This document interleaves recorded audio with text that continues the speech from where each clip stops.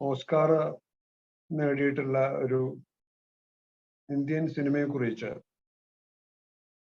അതും ഒരു ഡോക്യുമെന്ററിയെ കുറിച്ച് സംസാരിക്കുന്നതിൽ സന്തോഷമുണ്ട്. ദി എലിഫന്റ് വിസ്പറേഴ്സ് എന്നുള്ള ഈ ചിത്രം ആനകളെ കുറിച്ചുള്ള നിരവധി ചിത്രങ്ങളുടെ ഒരു തുടർച്ചയാണ് എന്ന് വേണമെങ്കിൽ പറയാം. പശ്ചാത്തലം മലയാളികൾക്ക് പരിചിതമായിട്ടുള്ള മുത്തങ്ങയുടെ അടുത്തുള്ള പശ്ചിമഘട്ടത്തിന്റെ ഭാഗമായിട്ടുള്ള മുതുമലയാണ്. മുതുമലയില് ബൊമ്മൻ എന്ന് പറയുന്ന, അവിടെ കാട്ടില് ജനിച്ച് കാട്ടില് വളർന്ന് കാട്ടിൽ ജീവിതം തുടരുന്ന ഒരു ആനവേലക്കാരന്റെ ആനക്കുട്ടികളുമായുള്ള ബന്ധത്തെയാണ് ലോകത്തിന് മുമ്പില് ഈ സിനിമയിലൂടെ അവതരിപ്പിച്ചിട്ടുള്ളത്.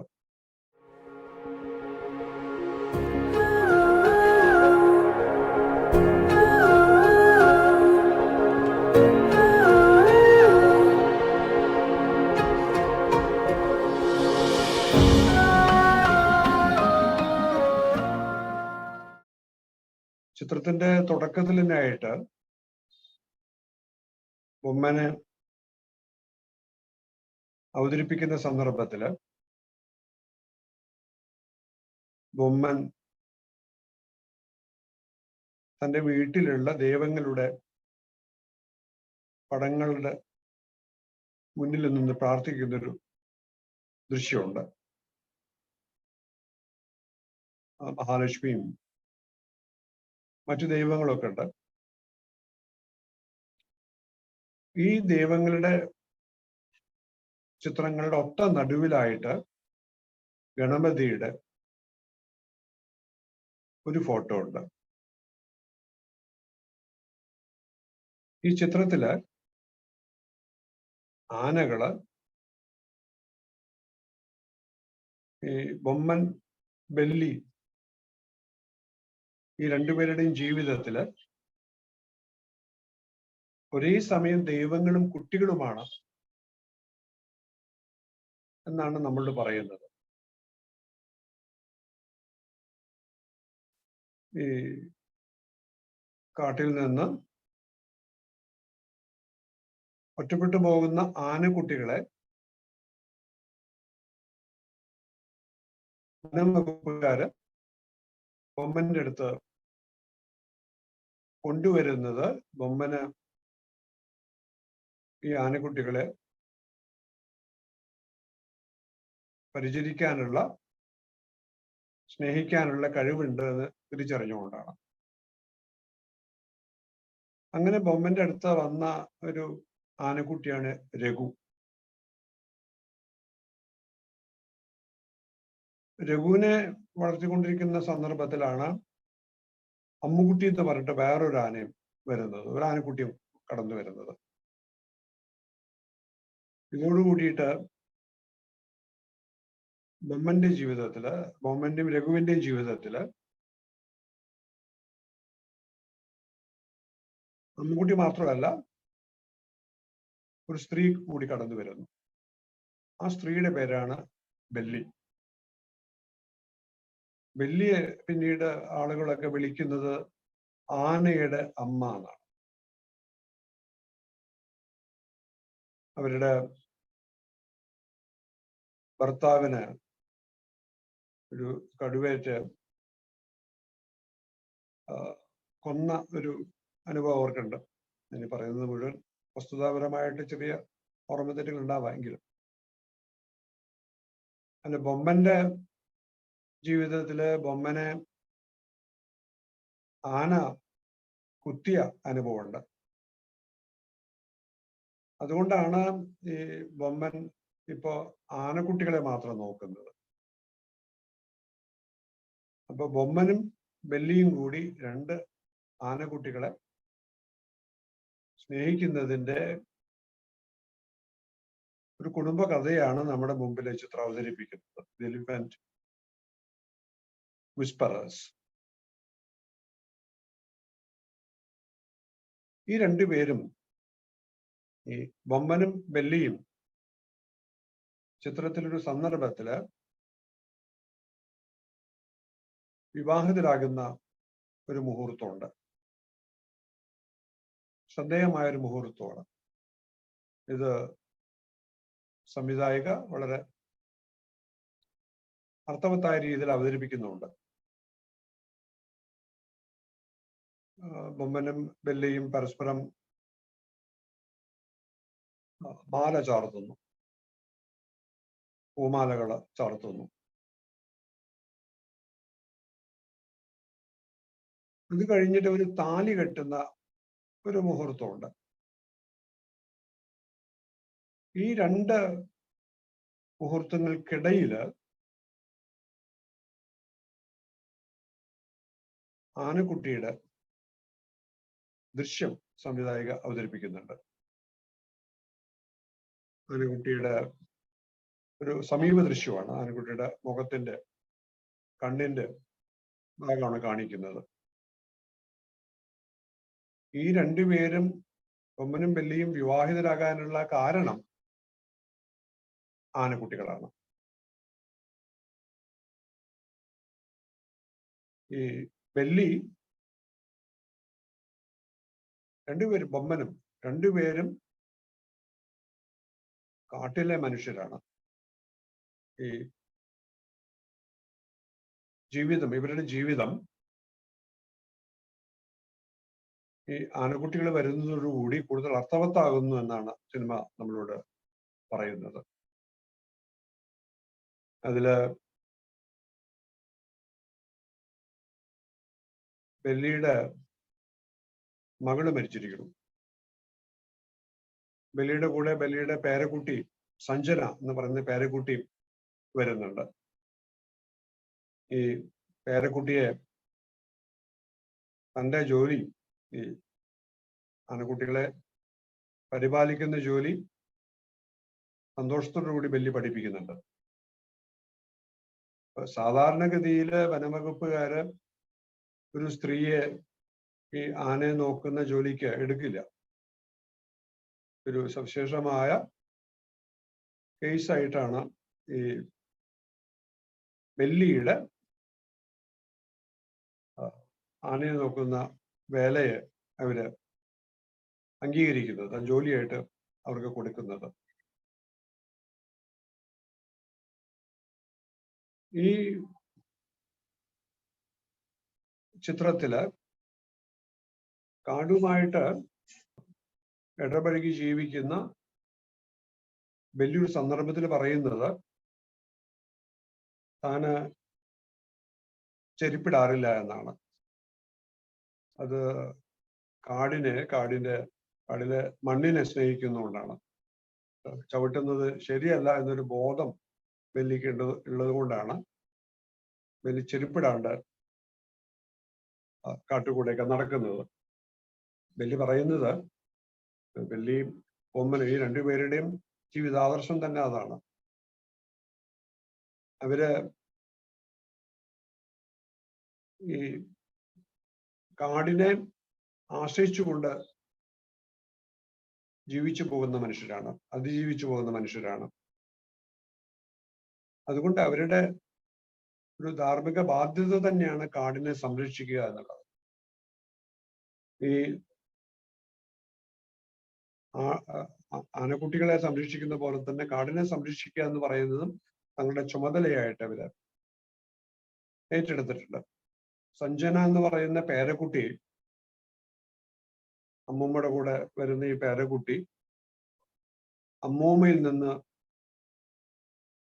കാര്യങ്ങൾ പഠിക്കുകയാണ്. ആനക്കുട്ടികളെ വളർത്താനായിട്ട് പഠിക്കുകയാണ്.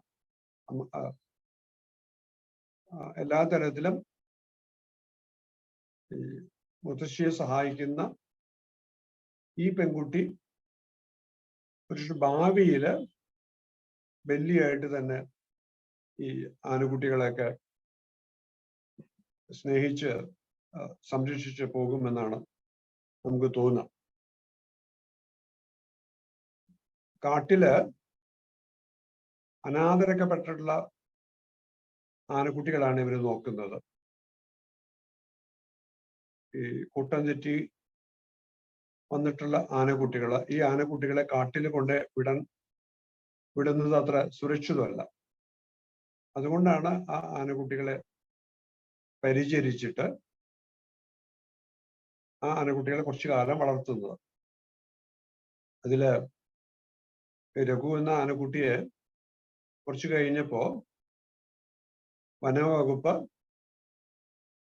തിരിച്ചു കൊണ്ടുപോകുന്നുണ്ട്, വേറെ ആർക്കോ നോക്കാൻ കൊടുക്കാൻ വേണ്ടി. അങ്ങനെയായിട്ട് ആ സന്ദർഭത്തില്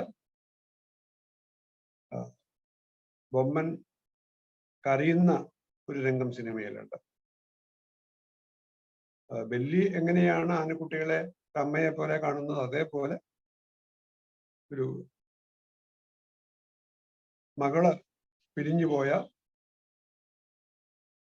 ദുഃഖം ആണ് ഈ സന്ദർഭത്തില്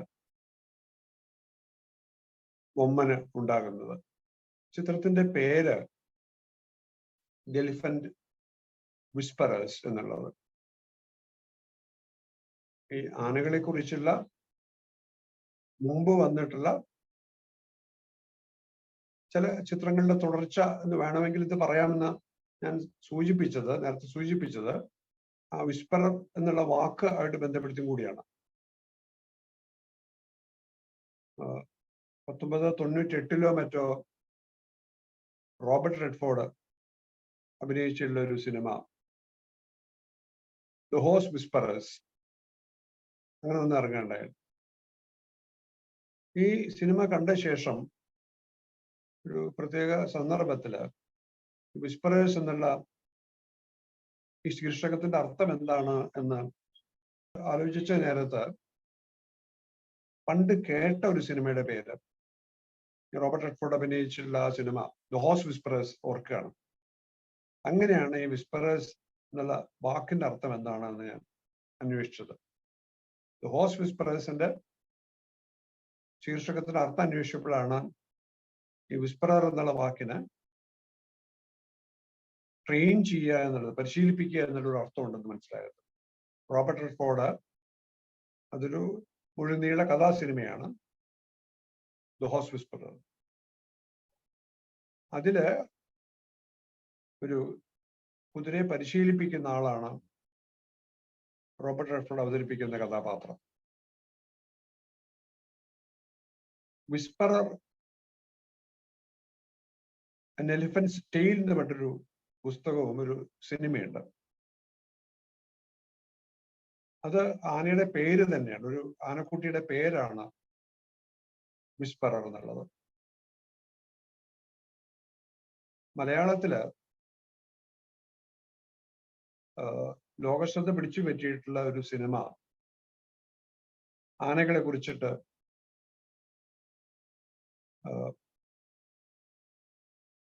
ഒരു ഡോക്യുമെന്ററി സംവിധായകൻ എടുത്തിട്ടുണ്ട് എന്നുള്ളത് ഈ സന്ദർഭത്തിൽ ഓർക്കുകയാണ്.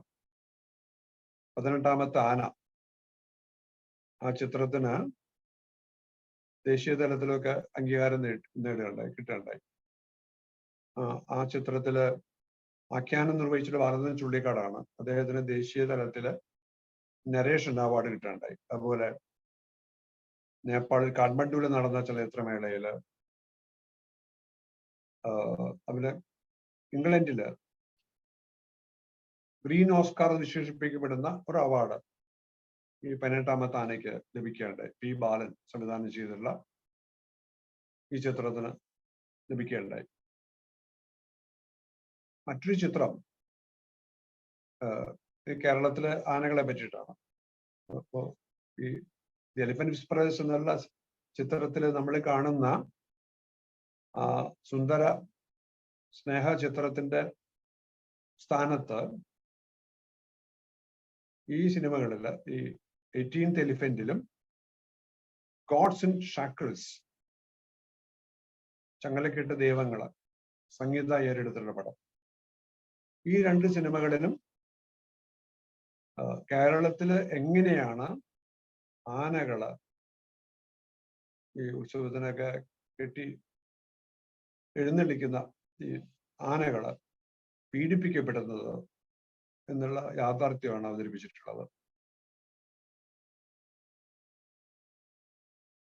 ഈ 18th എലിഫന്റ്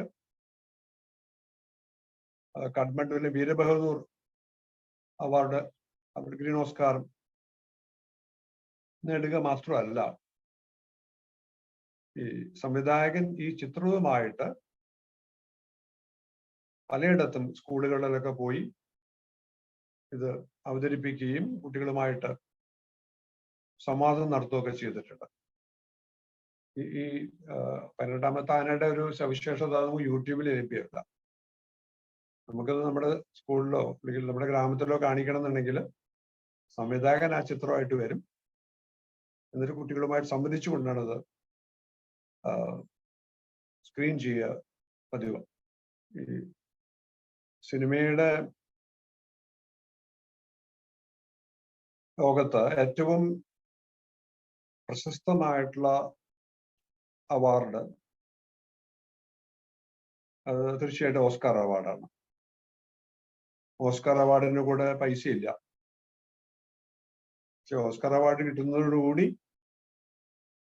ലോകപ്രശസ്തി നേടും, പിന്നെ തുടർന്ന് പൈസയും തീർച്ചയായിട്ടും ലഭിക്കും.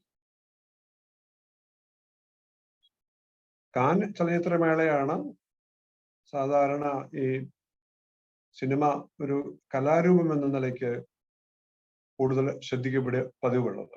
ഈ ചിത്രം, ഇന്ത്യയിൽ നിന്നുള്ള ഈ ചിത്രം അവിടെ ഓസ്കാറിൽ അംഗീകരിക്കപ്പെടാനായിട്ടുള്ള കാരണം ഈ ചിത്രത്തിന്റെ മികവ് മാത്രമായിരിക്കണമെന്നില്ല. പല ഘടകങ്ങളുണ്ടാവാം.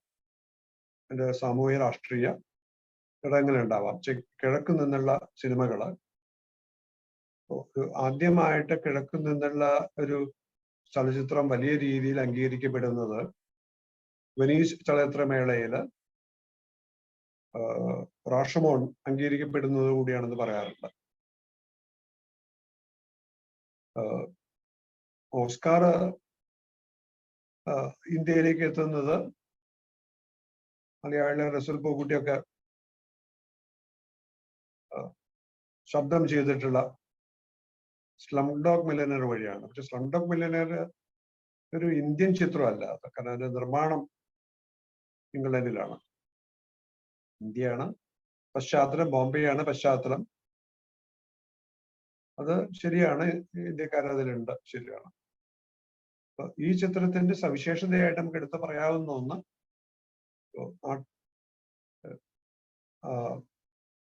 പാട്ടിന് അംഗീകാരം കിട്ടിയ പോലെ കീരവാണിക്കൊക്കെ അംഗീകാരം കിട്ടിയതുപോലെ ഇത് ഇന്ത്യയിൽ നിന്നുള്ള ആൾക്കാര് ഇന്ത്യൻ സിനിമയിലൂടെ അംഗീകരിക്കപ്പെടുകയാണ്. അതുപോലെ ഈ ചിത്രത്തിന്റെ അവാർഡ് മേടിച്ചത് അവിടെ 2 പേരാണ് വേദിയിലുണ്ട്, 2 സ്ത്രീകളാണ്.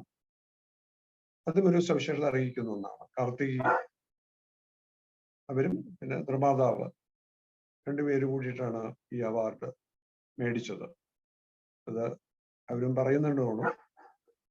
ഈ മാർച്ച് 8-ന് വനിതാ ദിനം കഴിഞ്ഞ് 2 ദിവസം കഴിയുമ്പോഴോ 2-3 ദിവസം കഴിയുമ്പോഴാണ് ഈ അവാർഡ് ലഭിക്കുന്നത്. ഒരു ഓസ്കാറുള്ള ഏത് അവാർഡിനും ഒരു ചരിത്ര പശ്ചാത്തലം കൂടിയുണ്ട്. കലയുടെ മാത്രമല്ല,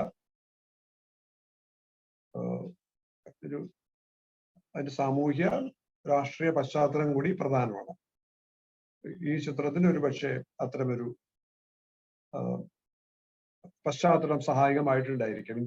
ഈ സിനിമയില് അപ്പോ ദി ഹോഴ്സ് വിസ്പറേഴ്സ് എന്നുള്ള ഈ റോബർട്ട് റെഡ്ഫോർഡ് അഭിനയിച്ചുള്ള സിനിമയിൽ എങ്ങനെയാന്ന് വെച്ചാല്, ഈ ആനയെ പരിശീലിപ്പിക്കുന്ന റോബർട്ട് റെഡ്ഫോർഡിന്റെ കഥാപാത്രം ഈ കുതിരയോട് ഇങ്ങനെ വിസ്പർ ചെയ്തിട്ട് ആണ് ട്രെയിനിങ് നടത്തുന്നതെന്നാ പറയുന്നത്. പിന്നെ കൽപ്പനകൾ ഉറക്കെ ഉച്ചത്തില് ദേഷ്യത്തിലൊക്കെ പറഞ്ഞിട്ടല്ല, ഈ കുതിരയോട്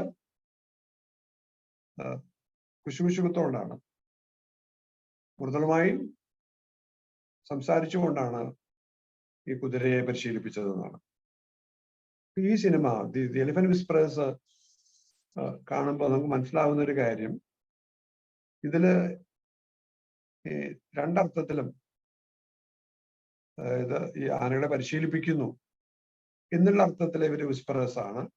അതുകൂടാതെ ആനകളോട് സംസാരിക്കുന്ന ആളുകൾ കൂടിയാണ് ഇവര്. ഒരുപക്ഷെ ഇതില് ആന തിരിച്ചും ഇവരോട് സംസാരിക്കുന്നുണ്ടെന്ന് പറയാം. ഇതില് ബെല്ലിയാണ് തോന്നുന്നു പറയുന്നത്. ഈ ആന പറയുന്നത് ഒക്കെ എനിക്ക് മനസ്സിലാവുന്നവര് പറയുന്നുണ്ട്. അത് ബൊമ്മനാണോ പറയണത് അറിയില്ല. ഈ രണ്ടുപേരുള്ള ഈ ബൊമ്മനും ആനക്കുട്ടികളും തമ്മിലുള്ളത്, ബെല്ലിയും ആനക്കുട്ടിയും തമ്മിലുള്ള ബന്ധം അത് ചിത്രീകരിക്കുമ്പോൾ അവര് പരസ്പരം ഒരു സംസാരിക്കുന്നത് പോലെ ചിത്രത്തില് അവതരിപ്പിച്ചിട്ടുണ്ട്. ഒരു മ്യൂച്വൽ ആയിട്ടുള്ള വിസ്പറിങ്, പരസ്പരം സംസാരിക്കല് ഈ ചിത്രത്തില് അക്ഷരാർത്ഥത്തിൽ തന്നെ ഉണ്ട് എന്ന് തോന്നി. മൃഗങ്ങളെ കുറിച്ചുള്ള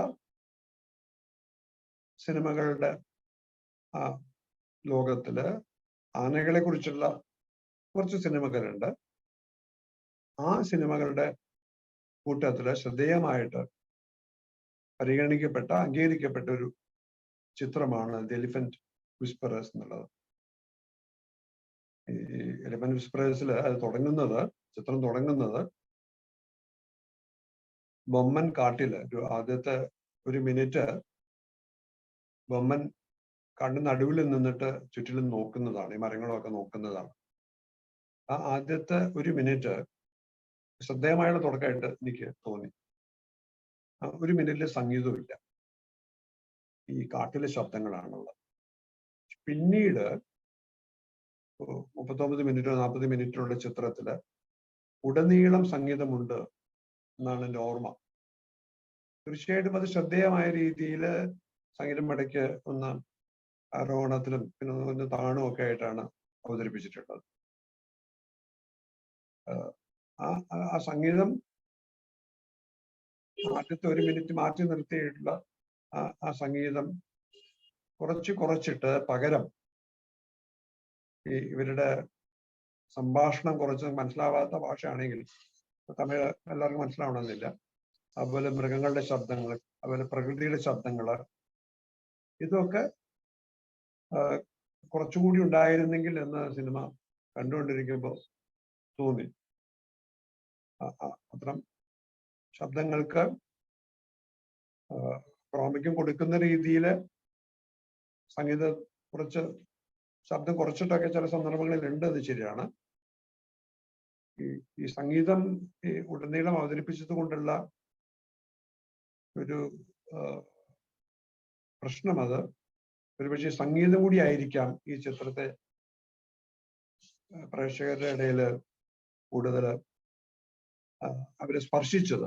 ഈ ഒരു സ്നേഹത്തിന്റെ, ഒരു കുടുംബത്തിന്റെ ഒക്കെ കഥയാണല്ലോ അത്. മൃഗങ്ങളും കൂടി അടങ്ങിയിട്ടുള്ള, മൃഗങ്ങളും മനുഷ്യരും അടങ്ങിയിട്ടുള്ള ഒരു കുടുംബത്തിന്റെ കഥയാണത് വരുന്നത്. അപ്പൊ അതില് ഒരു കുടുംബ കഥ ഹൃദയസ്പർശിയായിട്ട് അവതരിപ്പിച്ചു എന്നും വേണമെങ്കിൽ പറയാം. അപ്പൊ അതിൽ അവരുടെ ശബ്ദങ്ങൾക്ക്, ഈ കുട്ടികളുടെ, ഈ രഘുവിന്റെയും മമ്മൂക്കുട്ടിയുടെ ശബ്ദങ്ങൾക്കും അവരുടെ സംസാരത്തിനുമൊക്കെ, അവരുടെ വിസ്പേഴ്സിനൊക്കെ ഒരു കുറച്ചുകൂടി പ്രാമുഖ്യം കൊടുത്തിരുന്നെങ്കിൽ എന്ന് തോന്നാണ്ടായി.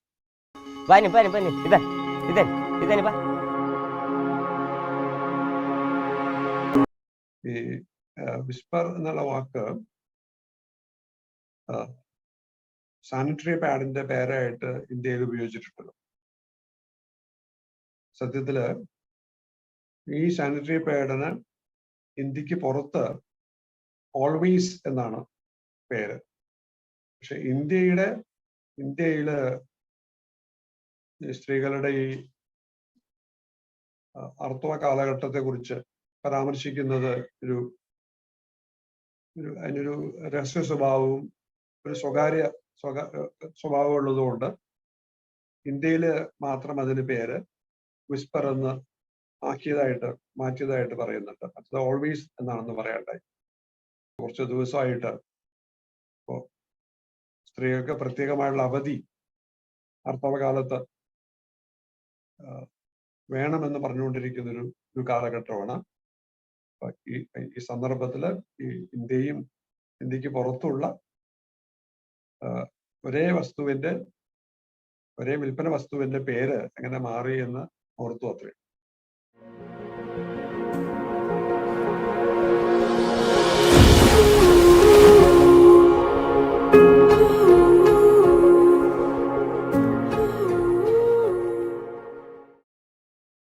ഈ ചിത്രം എടുക്കാൻ വേണ്ടിയിട്ട് വർഷങ്ങള് 5 വർഷമായിട്ട് സംവിധായിക ചെലവഴിച്ചിട്ടുണ്ടെന്നാണ്.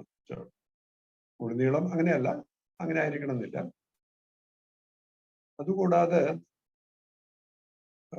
ഓർമ്മ ശരിയാണോ എന്നറിയില്ല, 400 മണിക്കൂറോ മറ്റോ ഷൂട്ട് ചെയ്തതിൽ നിന്നാണ് ചിത്രം എടുത്തുള്ളതെന്നാണ്, ഈ 39 മിനിറ്റിന്റെ ചിത്രം എടുത്തുള്ളത് എന്നാണ്. പക്ഷെ നമ്മുടെ സിനിമകള്, ഡോക്യുമെന്ററി സിനിമകള് നിർമ്മിക്കുമ്പോൾ നമുക്ക് ഇപ്പോൾ സാങ്കേതികമായിട്ടും ഒരു പക്ഷേ ഈ മറുനാട്ടിലെ ഈ ലോകത്തിലെ മറ്റ് യൂറോപ്പിലോ അല്ലെങ്കിൽ അമേരിക്കയിലോ ഉള്ള സിനിമകളോട് മത്സരിക്കാവുന്ന തരത്തില് സാങ്കേതികമായിട്ടും ഒരു പക്ഷേ വളരെയേറെ മുന്നോട്ട് പോകാൻ കഴിഞ്ഞിട്ടുണ്ടായിരിക്കണം. പുറത്തുനിന്നുള്ള ആളുകൾ ഇവിടെ വന്ന് സിനിമ പിടിക്കുക എന്ന് മാത്രമല്ല, നമ്മുടെ ആളുകള്, ഇന്ത്യക്കാര് ഇന്ത്യ പശ്ചാത്തലമാക്കിയിട്ട് ലോക നിലവാരമുള്ള സിനിമകള് നിർമ്മിക്കാനായിട്ടുള്ള സാഹചര്യം പണ്ടത്തേക്കാൾ കൂടുതൽ ചിലപ്പോൾ സാമ്പത്തികമായിട്ടും മറ്റും ഉണ്ടായിക്കൊണ്ടിരിക്കുന്നുണ്ട് എന്ന് തോന്നുന്നു.